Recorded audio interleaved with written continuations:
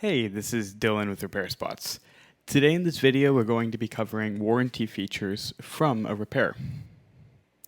To get started, let's go to the repair that we're going to be opening up for warranty.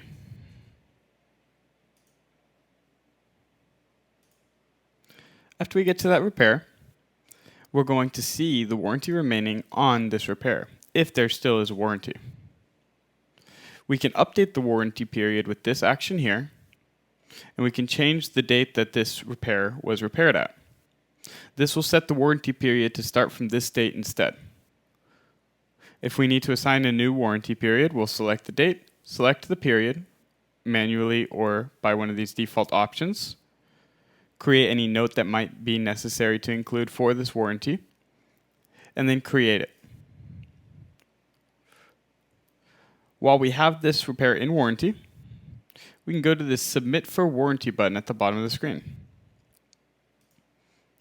Doing this is going to open the repair again for warranty. So, if this repair was completely closed, so let's go ahead and close this repair and see how that's going to look.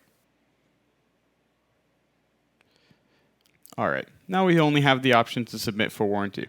So if I go back and filter by closed repairs, we'll see that repair up here at the top. And now let's go ahead and submit this for warranty.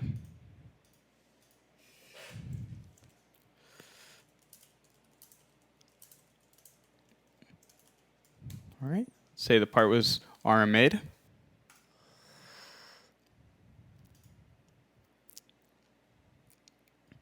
And now we have the option to close again. So this repair has been opened up again. We'll no longer see it under the closed repairs. Go back to open repairs. Here we see it at the top. And there we go. So we'll be able to see the device came back for RMA. If we go to status, we'll see the in warranty update here. And we even see the status for when we opened the new warranty period on this as well. All right. So that basically covers opening a device back for warranty. We'll be able to finish this repair and continue managing it just like we would manage a regular repair. If we need to add another part or charge them another fee, we can go to parts and accessories, and we can add parts, accessories, or anything else to this repair that might be necessary after the warranty has been opened. And once we're finished with this repair, we can go back to closing it again.